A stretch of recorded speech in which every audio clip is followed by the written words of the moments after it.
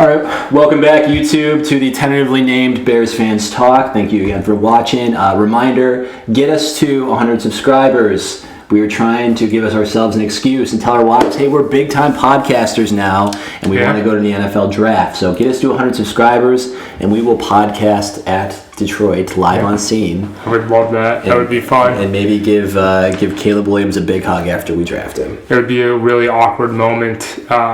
Be like, who the fuck are these guys? But in this scenario, we're actually meeting him, and Caleb was like, oh, who is this? Oh, maybe we get like fake media passes and like... I mean, it would work really well, actually. See how far... Okay, get us to 200 subscribers, and we will break into the NFL draft. Oh, yeah. You heard it here first. But I'm here, as always, with Kevin Haggerty, a.k.a. The Main Event. Johnny CMD. MD. All right. We're touting that now. Yeah. Kevin, before we get started, I just want to announce this is going to be my last caffeinated beverage for about a month. I'm giving it up for March. Wow. I'm going to go no soda, no caffeine in March. Okay, so is this like a Lent thing for you? No, well, I guess you can call it that. When did Lent actually start? About 2 weeks ago. You gave up sugar for Lent, right? Yeah. No, like sugar. Well, it's weird. So like like sweets. Yeah. So okay. like I left Costco yesterday, and they have a fruit smoothie. Mm-hmm. It has no added sugar. Mm-hmm. If I fucking taste that, there's fucking sugar in that thing. But it's like no added sugar, so it's like stuff like that, right? So it's like not like all sugar, but like I'm not eating chocolates, I'm not eating any desserts, no sweets, like basically no soda, like no milk. Have you felt a tangible difference, or has it just been hard without much benefit? It's been I don't know if I felt a difference, but it's more or less just kind of like I like the exercise because it's like discipline. Yeah. And I like enjoy the concept of like making myself do something that's uncomfortable. Like it is hard. Yeah. It's not easy. Yeah. I gave up alcohol for February, which I'm always glad when I did. I feel like, but there were just some like I love, but the thing is I just love like having a beer, make dinner. I get it. And things like that. Yeah. But I have thought like, I'm not a big like New Year's resolution guy, but I do like monthly goals. Yeah. So I think March is going to be like no caffeine is going to be a big one. Me too. It's hard. A big one for me.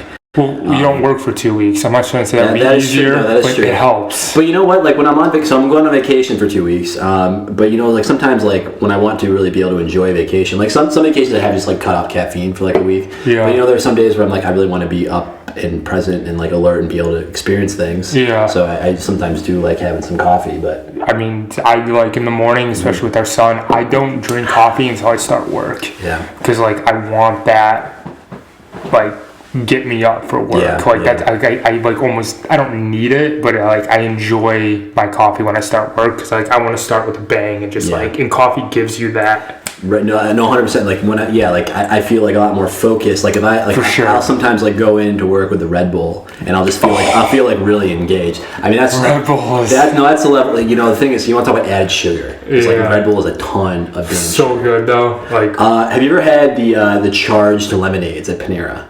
No, I haven't. Oh man, dude! Like, have you heard the stories about them? No. There's at least one person that supposedly died because of them. So it's caffeine lemonade that they sell at Panera. With vodka? No. Is it Four Loko? Well, that's people made that joke. It's like you put vodka and you've reached the 2011 Four Loko era. Was that 2000? That was like 2010, man. Yeah, I guess it was 2010. It's freshman year. I think it was still on the scene in like sophomore year because I remember when I was living. Oh yeah, it was sophomore year. Sophomore year. When I was living in the only apartment that I had in college, I did a power hour with Four Loko. Oh my god, it was not a good time. I literally can still taste it in my mouth. That was the second and also last time I got drunk on Four Loko. Yeah. But anyway, so like the charged lemonade at Panera. That'll light you up. All right, I'm gonna have to try it. It's a lot of added sugar also though, so you're gonna have to wait till after Lent. Yeah, I will have to wait till after Lent. Like my face is like sweating after like I have like a big cup of that. But someone like apparently had like some sort of cardiac event after like drink. It used to be just available like that you could just go and as much as you want. Yeah, and then one day actually because I'd gone there like I was doing a lot of work at Panera for a little while. Yeah.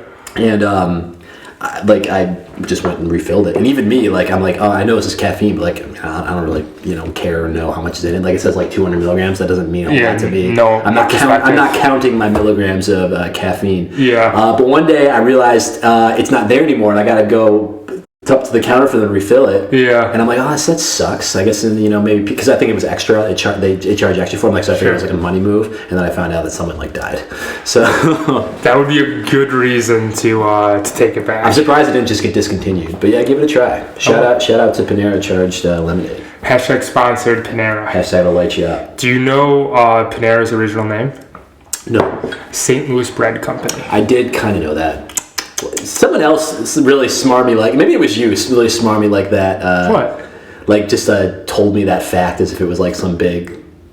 How long have you known that? What relevance does that fact have? Maybe I heard it on like Jeopardy or something. So, yeah, probably Jeopardy. So Panera, the reason I know that is because Panera is probably going IPO this year. And, I'm surprised they're not. Well, exactly. Doesn't some like major, but I guess exactly. I guess I also would have guessed that Panera is owned by like McDonald's or something. It's not. So they were going to go IPO 2 years ago, and they got a ton of private funding. And then you see now, like when you go to stores, you'll see like they have all the soups and stuff, like in stores. Oh, yeah. So that's what all that money did. Mm-hmm. That money's now dry. Like they've used up all the money and like all that free financing from like 2021 or whatever. So now they need more capital. Like a lot of other these companies that have remained private, they're like, I think the IPO market's gonna go. Did you see Reddit's going public? No, I did not see that. Reddit's going public. Does Reddit make that? I mean, Reddit feels like it could be as big as Facebook. No, it's different. I feel like Reddit's more of like a I've never Twitter. I've never been a Reddit guy. It's too overwhelming. I know. No, Reddit is more. I think Reddit is more of like a like wealth of like. It's more of a service than Twitter. Yeah. Like Twitter is just like cacophony of just like madness. Like the only time I deleted Twitter, the only time I miss it is when I want to find out why my starting running back isn't in the game. Agreed. It's just like when people say what happened. Like why is Dalvin Cook only scored 1.1 in the third quarter? Agreed. He left in the second quarter. Yeah. It's exactly, or like when you want to see an injury or you want to see something fast, like you go to. As if you need some knowledge right now. Yeah, like, that's what Twitter is good for. Did you ever see like how to get an answer on Reddit? What you do? What? You post a completely obscure answer, and then someone will correct you to what the right answer is. Yeah, people get like angry. Yeah, they get angry when you post something. Yeah. But anyways, the last thing I'm going to say about the Reddit thing is, so Reddit's going IPO. They've actually reserved X amount of shares for 100 of their top users. 100 of their top users? Isn't that crazy? That must be someone who does like 100 of their top users. They probably have a billion users. So like get your user stuff, which is kind of cool. Last thing I'm going to mention about that Reddit, I'm almost confident that the owner of Reddit is married to either Serena or Venus Williams. How do you know that? I don't know. It's a stupid fact that I just think I know. Oh, okay. All right. Interesting. That doesn't sound right. Why not? I just don't picture it. Reddit owner is married to Serena Williams. Who is Reddit's owner? Who is Reddit's owner? I think Alexis Carey Onihane. Yeah. Has he always been the owner of Reddit? I just remember that when they made King Richard, and I looked them all the girls up, and I was like, "That's it." Okay. One thing. We are a football podcast. We are a football podcast, and before we actually get into the Bears news, which we have some chatter about the draft. I opened potentially a $500 Anthony Richardson card. I just want to show us, because I had big plans of making like videos where we talk about, or where we open cards, and they weren't really looking out super cool. So I just opened some packs on my own last night and pulled what the internet says could be between like a $300 and $600 Anthony Richard rookie card. So it was kind of funny. So John texted me, what was it, Sunday night or whatever? He just sends me this video of like the picture of like online of it being a video of it being $500. And like online, like on the screen. Yeah, and then he just shows the card. And I'm like, are you fucking kidding me? Like, did you record it, you asshole? And he's like, no, I was just bored. I don't think anyone would have cared anyway. Probably not. Anyone want to buy it? $500 right off. Strap it back. Dude, I'll even sign it. Give him a deal. Give him a deal. 300. Hey, we get to 100 subscribers. I'll give it to the 100th. No, I'll give it to a random commenter. Oh. On the video where we reach 100 subscribers. Why not give it to the 100th person? Fine. Well, no, because then everyone's just not going to subscribe until it gets close to 100. Well, After we get to 100 subscribers, I'll give it to a random subscriber. I see what you're saying. All right. Yeah. Okay. All right. Okay. So no, I'm legit about this. I know you are. All right. We get to 100 subscribers. Subscribe. Win a chance. 1 in 100 chance, and a potentially $500 Anthony Richardson rookie card. 100% legit. I love it. Right. So let's move into some Bears talk. Yeah, what do you got? So first of all, happy leap year day, which is today, It is, February 29th. I did not know it was a leap year. I did know it was a leap because I was at a wedding in 2020 on leap year, and that was like right when COVID was coming. And it was like literally the last trip I took before lockdown. I was literally in Park City, Utah, and the first case of COVID came into Seattle. And I was like, oh my God, this is insane. And then, like, little did I know my whole world was going to change in 2 weeks. But that's neither here nor there. Let's not digress. Leap year and the year of the dragon, man. 2024, let's go. But Combine Week is going on right now, John. And we had some interesting news. Ryan Poles talked yesterday or 2 days ago to the media, and I guess he kind of laid it all out, and he won't be speaking to the media again for the rest of the term, which is kind of smart. Which is good, yeah. I agree. So, like, they'll slow bleed, which is nice, but one of the key takeaways from what he said was some things I'm looking at. So they want to move as quickly as possible in determining the resolution, and then the big quote that everyone's talking about is they want to do right by Justin Fields. So my thinking there is, like, how right by Justin do you really plan on? I mean, if you get the right offer, you're not going to be like, Justin, do you want to go to New England? Do you want to go to the Jets and back up Aaron Rodgers? No, okay. Like, I just don't see that happening. I think maybe right by Justin Fields and them would be working fast. Yeah, getting him in a new system as quickly as possible, making that decision and not dangling this out until like the night before the draft. And I agree. That's what I hear when I hear right by Justin. But at the same time, John, I agree with that. But, like, it's also beneficial for the Bears to move quick on this situation, because another one of the big storylines going right now is Kirk Cousins. Free agency, yeah. And so, like, as these players, so, like, Kirk Cousins is like, it's funny because everyone used to shit on Kirk Cousins, and now I've always loved Kirk Cousins. And now he's kind of like, you could actually, you know, I'm not saying you could win a Super Bowl with Kirk Cousins, but you can definitely make the playoffs with Kirk Cousins. But that's always been the case. He hasn't been able to make the next, and now he's got a torn Achilles. So, I mean, which is crazy. Certainly, there's a lot of question marks around Kirk Cousins, and the Vikings weren't playing great before he got hurt. But no, he could majorly disrupt the quarterback market, which is very important for the Bears right now. Exactly, right. So best case scenario, he stays in Minneapolis. I think that is the best case scenario for the Bears. Yeah, because the Bears can't trade intra-division, right? There's no way. So, like, it's not like he's going... Justin Fields isn't going to the Vikings anyways. Yeah. So, like, that's... If Kirk Cousins were to go to Atlanta or the Steelers or the Patriots, that would be a big blow for Justin Fields' trade value. Yeah. I still think the most logical landing spot for him is Atlanta. Yeah. I hear the talk from Pittsburgh is cooling. Oh, you know, last time we chatted, they were just talking about on the radio. Is, you know, the rhetoric that was coming from the brass in Pittsburgh is they seem to be wanting to stick with Kenny Pickett and see where he can go, which I think does make sense. I mean, he hasn't played great, but he's also hurt a lot of this year. And they don't even have Trubisky anymore. Not that really means much of anything. I saw a stat that Ben Roethlisberger put up in one game as many yards passing and touchdowns as Kenny Pickett put up all last year. How many games did Kenny Pickett? I don't know. I'm just saying. I'm just putting in perspective for you. I just remember, like, Kenny Pickett isn't it. I mean, we'll see. I mean, you never know. I remember, like, when I was researching for fantasy this year, people were predicting Kenny Pickett to be the next big jump guy, to figure it out in his second year, and that obviously did not happen. But you know what I mean? The Steelers don't have a lot of weapons. Yeah, well, they were supposed to. I don't think so. I mean, who? They got the two wide receivers. The other Pickett. Wait, what? Isn't the? Yeah, you're right. Yeah, there's another Pickett. What's his? Not Tyler, Jordan. George Pickens. It's Pickens. Pickens, okay. Yeah, and then something Washington. I don't remember. And then they had Najee, who was a complete bust. That's true. And then they had whatever the spellback was, who, like, picked it up. But I mean, they're supposed, and they have a great defense, and like and it's Pittsburgh. Mm-hmm. Pittsburgh finds a way to make the playoffs every year, and they're under 500.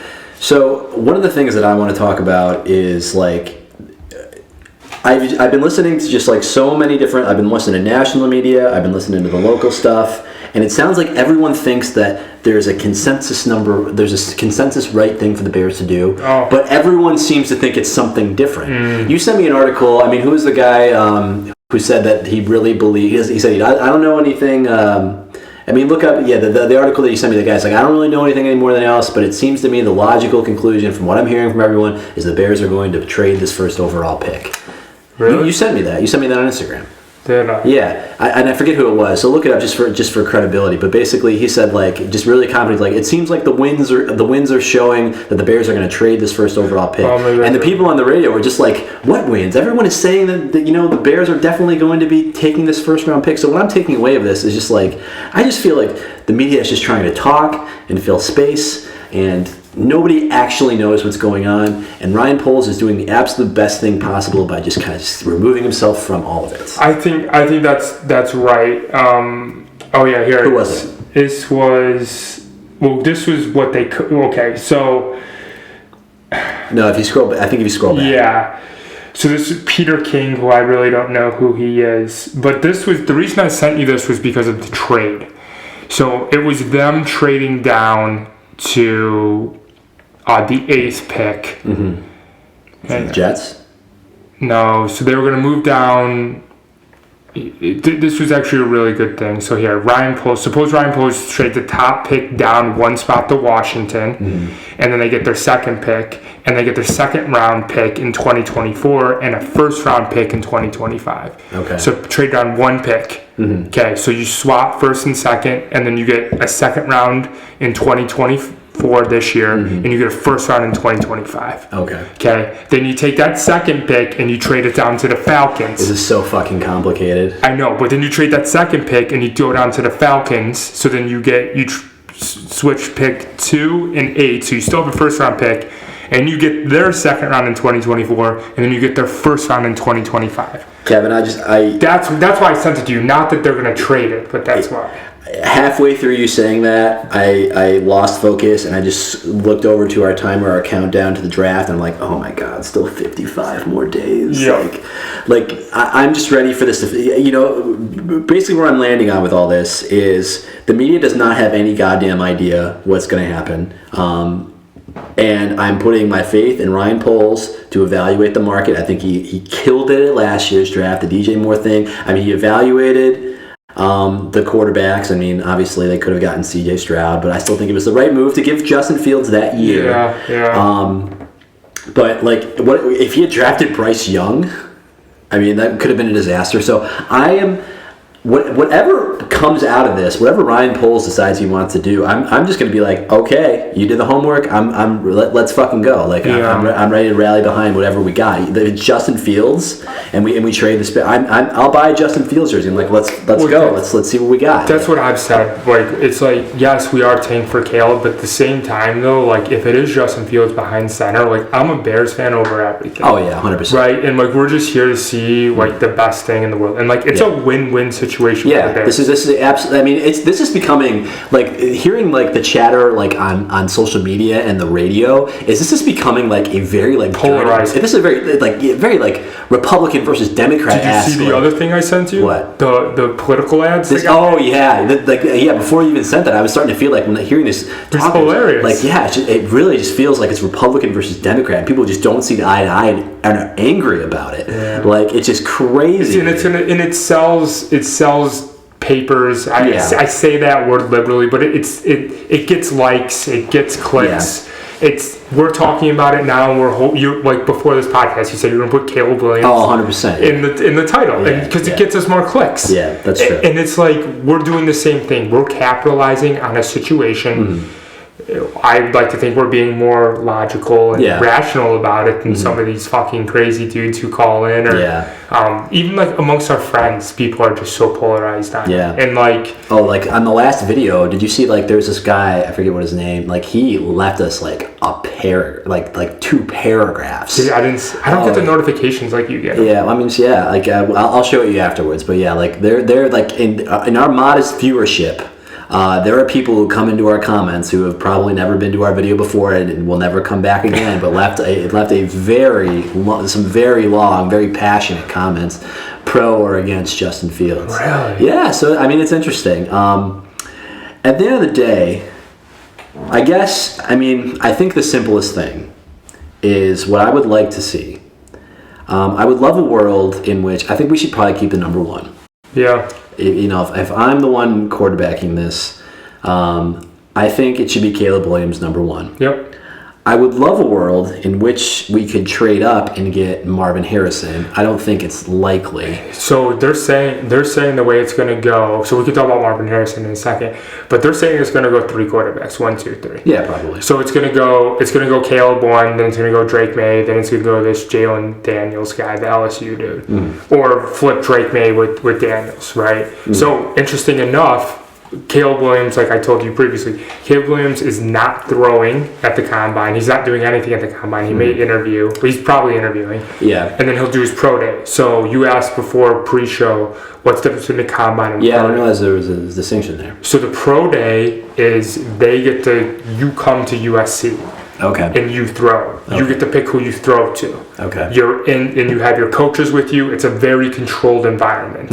Whereas, like when you go to the combine, you're in Indy. You got to throw to other receivers. It's higher risk. There's Caleb Williams, like we said pre-show. He is the number one pick. Okay, and he can do nothing but hurt himself. Yeah. Drake May, I heard, is not, or I guess he may or may not be throwing. But Jalen Daniels, I think, is throwing. Michael Penix is throwing. These are guys who can only improve their draft stock. I guess so. I mean, Trubisky had a great combine. It helps. Yeah. It helps. Yeah, so. Another interesting thing I want to tell you about. Did you hear about this? Who's not going to the combine this year? Marvin Harrison is not going, or? No. Okay. Head coaches. Okay. Sean McVay decided that he was skipping the NFL combine. To do what? Hang on.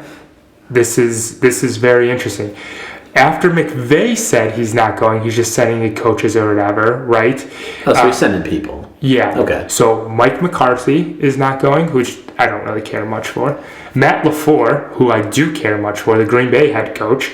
Kyle Shanahan, the Niners head coach, who's very highly respected, and Robert Saleh, or whatever his name is, the Jets head coach, who I don't care for. Yeah. But if Mike McDaniels wasn't going to the combine too, it's almost like, is it kind of like the face of your league as far as the head coaching? I think the only reason like a head coach needs to go to the combine is to actually shake hands with some of these people and get an idea for their character, which I think is probably a bigger deal at like the top, like these teams, because I think like. Well, Robert Salem's got the 8th pick. Well, so much of like the Caleb Williams storyline is like, hey, who is this guy? Oh, can we trust him? Gerard Mayo, the new head coach for none other than the New England Patriots, isn't going either. I feel like he should be there. Yeah. Yes. There is no replacement, I think, for like sitting down and. But maybe it's more like a GM's responsibility as opposed to the coach. At the same time, though, fine, it's a GM's responsibility, but don't you want that interview? Don't you want that opportunity? I mean, it's like, what else are you doing, man? Like, this is your job, and he's like the new coach. Yeah, I see what you're saying. I think it's kind of ridiculous that they're not. And like, even if they just go, like, yeah, I get it. You sit in the stands and you fucking get binoculars and you watch these physical specimens, like, whatever. But at the same time, though, like, there is value to going there, to interacting with other people. Not only that, like, imagine seeing an assistant coach that, like, you may or may not have liked and worked with before, and like, say you're an assistant. Obviously, I'm the head coach. You're the assistant coach. Clearly, yes. I'm like, hey, John, you like it over in New York? They treating you good? Oh, just trying to just poach some guys because Daddy's not there to kind of steer them away from. I'm just saying. The predators. And I'd be like, no, I'm to everyone. As a head coach, I'd go there and like network. Yeah. And 100%. Meet these assistant coaches, or now in this situation, you're a head coach.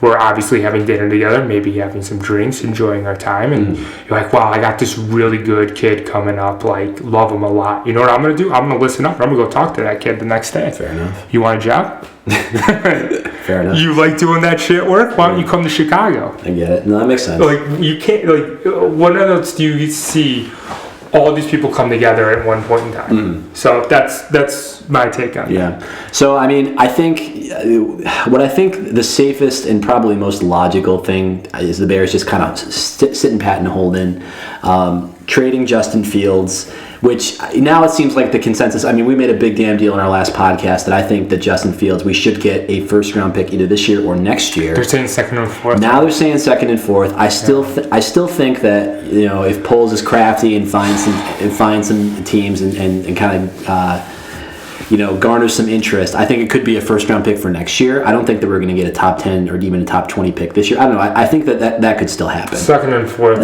Second and fourth would be fine. I'd be happy with it. We don't have a second round pick because of Sweat. Yeah, but no, don't we still have the Panthers? I think we might have the Panthers second round pick.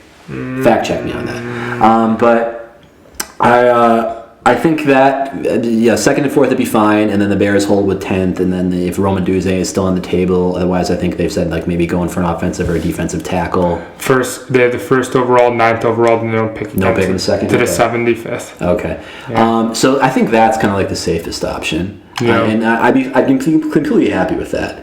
You know, if Poles were to decide, let's say like, you know, I'm not liking everything, maybe I don't want to go for the home run, or maybe like someone's offering me something that I just can't refuse for that first overall pick.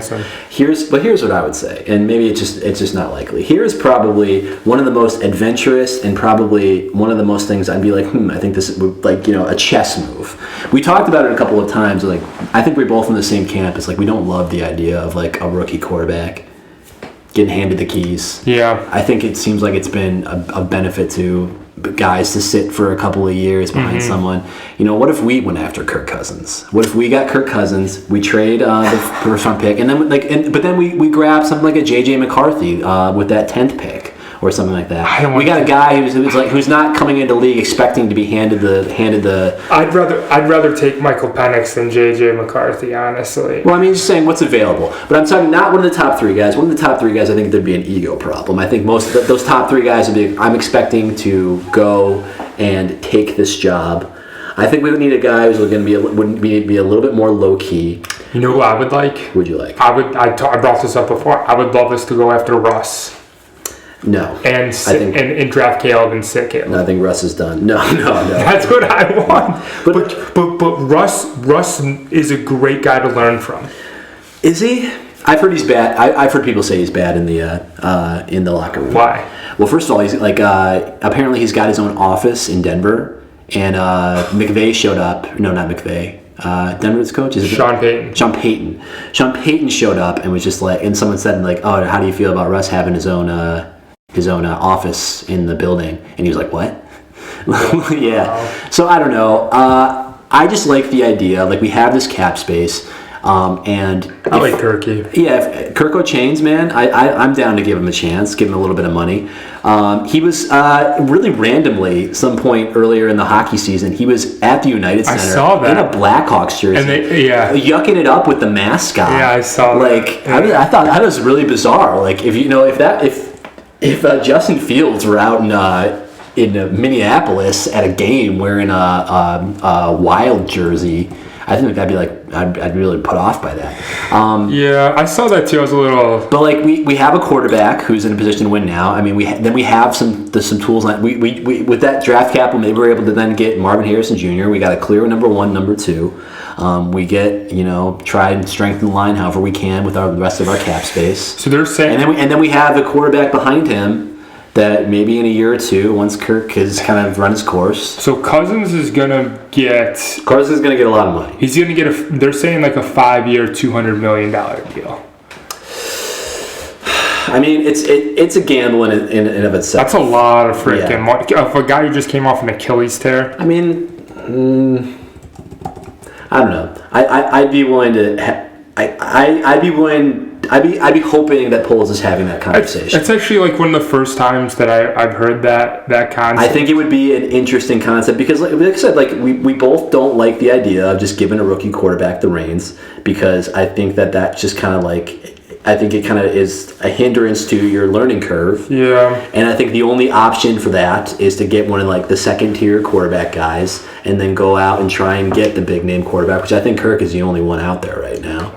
I don't think there's any other. Baker. I mean, He did win a playoff game. We talked about. I like it. Guess how much Kirk Cousins has made in his career? How much? He's made a lot of money. Yeah. So I'll give you a number. You say over on. Ready? Sure.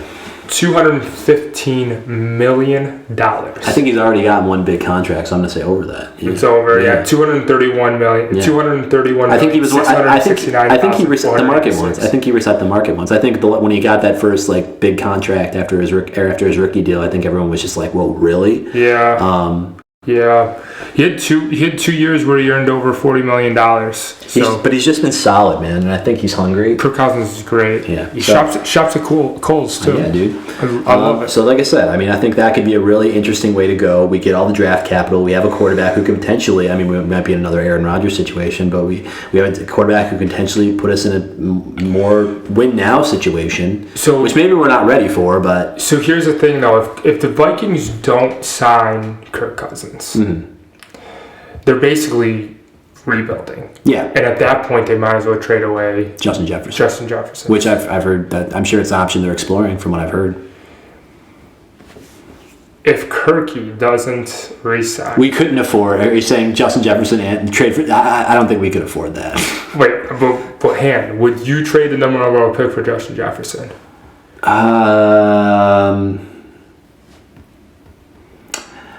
I guess yes, if we could get Kirk Cousins. But I'm not sure. But I'm not sure we could afford both those. I mean, I think that's. Justin Jefferson is like generational type of receiver. He is so freaking good. Yeah. He is so good. Yeah. I mean, I think that might be a little too ambitious. I'm not saying. I think it's keep Justin Fields. Just trade. Trade one.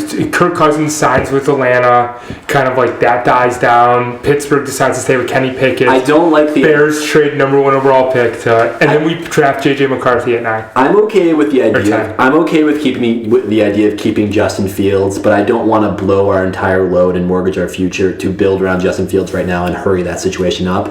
The only way I'm cool with taking Justin Fields is if we surround him by talented rookies, like good people in the draft. Why? Because it's going to take so long to develop them. Yeah, but then we're putting way too much. Then we're putting way too much confidence in Justin Fields. Like if we're going for Justin Jefferson, then we're putting Justin Fields in that win now situation. Can you imagine Justin and Justin? Yeah, I guess. Yeah. Imagine Justin Jefferson and DJ Moore on the field at the same time. I don't know. I feel like I can throw him a pass. I feel like there's diminishing returns. There's only one ball. Like, I don't think you want 2 true number 1s on your team. I don't think you want that. Because you can't feed two number 1s. Well, it's kind of like Ayuk and Debo. I wouldn't say. I'd say they're both. I don't think they're both like in the same echelon of receiver as Moore. I think they're both like low range one. Well, here's the thing: wide receiver one. Justin Jefferson would require double coverage every time. Yeah.